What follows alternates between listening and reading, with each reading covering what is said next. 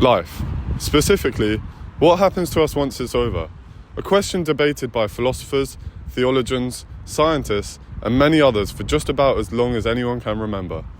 Today, though, I will be focusing on the effects of believing in an afterlife and how this belief may influence us humans on a day-to-day basis. You see, believing that there is something waiting for us once this life has come to its end is fundamental to our daily existence. In this short documentary, we wish to provoke thought and find out what it really means to believe in an afterlife. And what better way to start than to hear it from the people?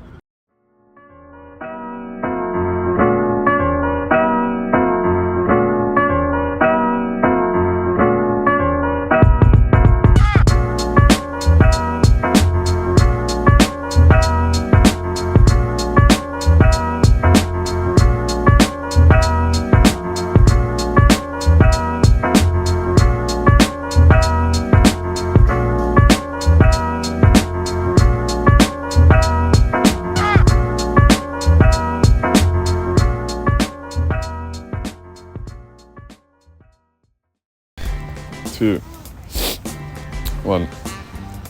So, do you believe in an afterlife? Of sorts, yes. Do I believe in a continuous consciousness? No. I don't think. It's not a definite, but I don't. Nope. I'm not sure, largely because I don't think you can be sure about everything. And I think, like I said, you only know when you're dead, and I have no intention of being dead anytime soon, so I can't come back and tell you, so that would be a shame. In your ideal world, would you want to believe in an afterlife? I like the idea that there's something else. I mean, I definitely believe there's something bigger than us in the universe. No. It doesn't really affect me. I think there might not be enough room in the cosmos if everyone all lived forever. I think it depends. So your idea, if I had definitely believed in an afterlife, would that make my current life different? But if I believe that I'm absolved of everything, and if I believe that I was reincarnated and therefore an afterlife and then a chance to do something over again, would I do the same things again, and would I do things differently? Equally, if I only had an afterlife and it was just that was it, and one's living in whatever consequences of this life, then would that affect my choices? Probably not. Not so much, because being a realist, I guess then you invest more into the current moment and you try to live your life better. Do you think that your belief of a continuous life perhaps changes the value you put on this life here and now? Yeah, it does make me appreciate it more. And it's just the tiniest. I mean, if you think about human evolution, human history, there's a tiny little blink of an eye, really. And when you think about how long the planet's been here, I don't believe that would be the case for me, even if I had proof there was an afterlife. But I'm a believer that this moment is my moment, and the next is yet to come. So I guess. I think that's the thing that we have in common. So I think the thing that bonds us as friends is that belief that life here right now is the thing that you're doing, and actually everything you do matters. I'm not really a traditional sort of spiritual person, but what we make and what we pass on to people by knowledge or things that we hold dear. If we're writing it down, we're making books or whatever, and we pass that on to the next generation. I sort of see that as a stronger, more important form of afterlife. If all your choices are based in kindness, it shouldn't matter whether there is anything at the end of it. But yeah, I can see why, and you can see why specific religions, have kept on with that idea that there is sort of a new reason for morality. What about the idea that an unlimited supply of anything, including life, causes it to lose its value? What do you think of this? I'd agree with that. It could be a dangerous thing. I think if it was continuous. And yeah, you're right. I don't think we would really appreciate the value of this little blink of time that we do really have. Would you say that believing in an afterlife would help you to deal with the idea of death? Oh, absolutely, because it's a scary thing. You don't know when and how it will happen. So, you don't know whether you'll be surrounded by your friends and family or not. So it's a scary thing. So I bet this might be a reason why it's comforting to believe in it. Okay, thank you very much. That's all right. perfect. No Great. worries. This is an opportunity for someone under the sound of my voice. If you know him not as your personal Lord and Savior. To hear some more perspectives, we took the investigation to Lewisham, an area with a dense population of Christian residents, to hear the viewpoints of those who do believe in an afterlife.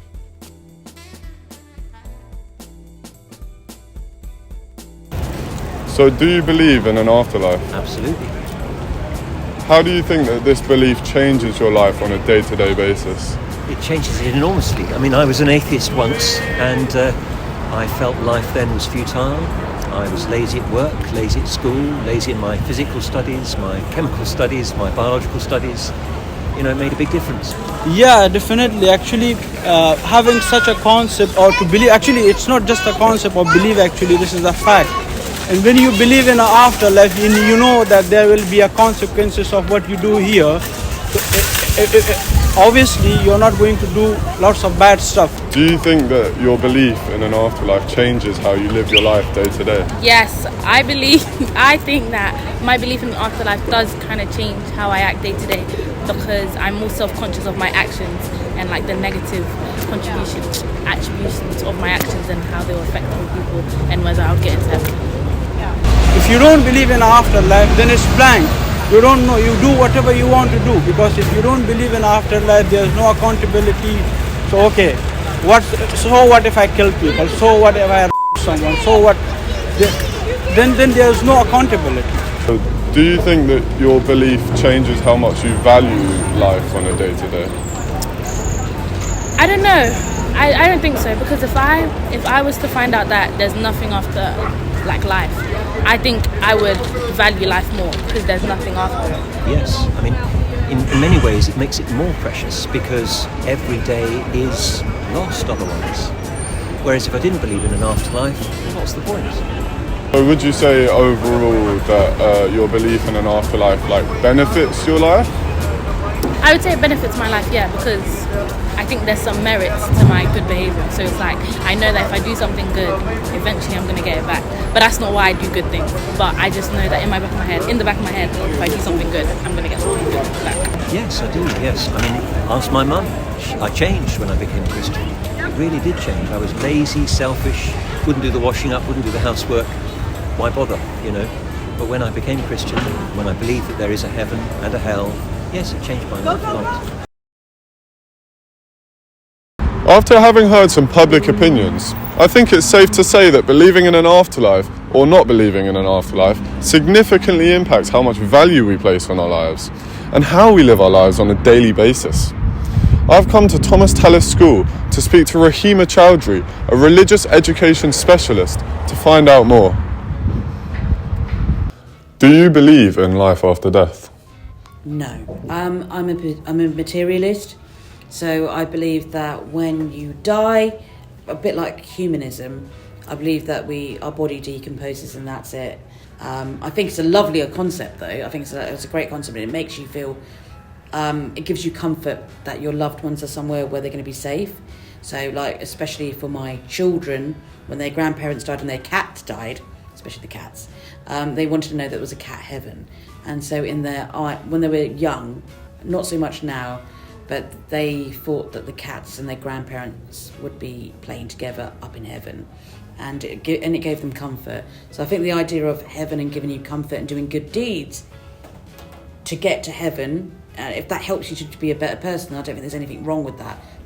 So, in your ideal world, would you want to believe in a heaven and a hell?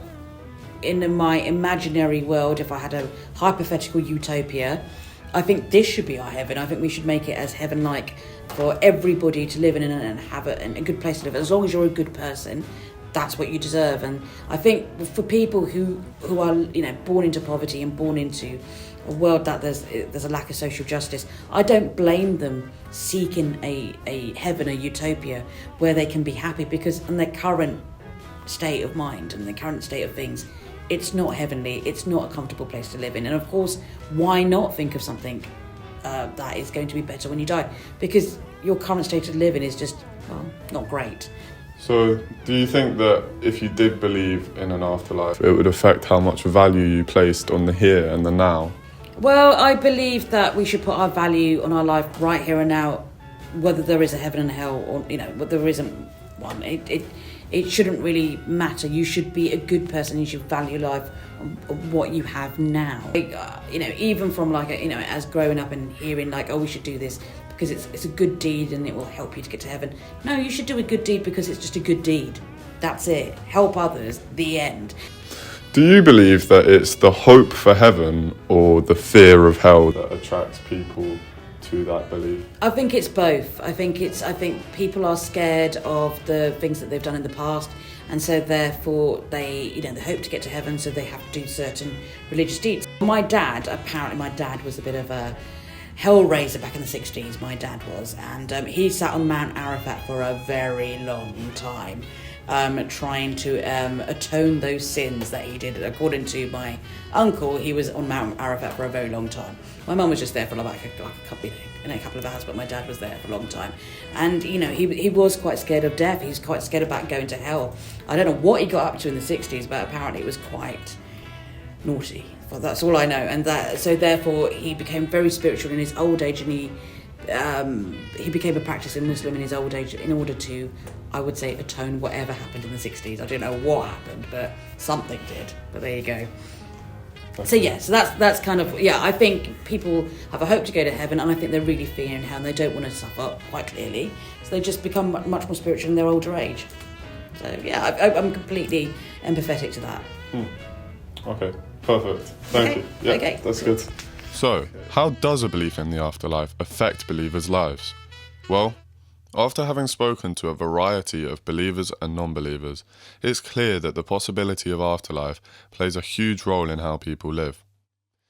Whether it be through considering the eternal consequences of an action, or changing behaviour to satisfy the moral guidance of a religion, there are many ways that people claim to be impacted by their belief in an afterlife. It's important to remember that everyone is different, both in faith and in how this faith affects them. So always respect the beliefs and opinions that your peers may hold.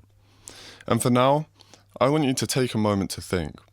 How does your belief in an afterlife, or lack thereof, change your life and how you choose to live it?